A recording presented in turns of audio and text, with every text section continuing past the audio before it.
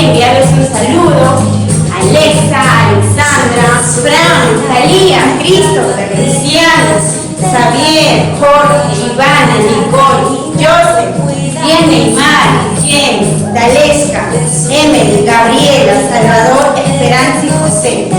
Quedamos en casita, pero siempre vamos a estar nosotros con una sonrisa y recordándonos a todos con cariño, chicos. En algún momento nos vamos a volver a encontrar para poder abrazarnos muy fuertes y recordarles que se cuidan un montón, amores. Nos vamos. Aunque no estemos juntos, mis pequeños amores, cada uno de ustedes son súper especiales y están en nuestros corazones. Y siempre nos vamos a extrañar y lo vamos a recordar. Y espero muy pronto todos juntos estar aquí de nuevo.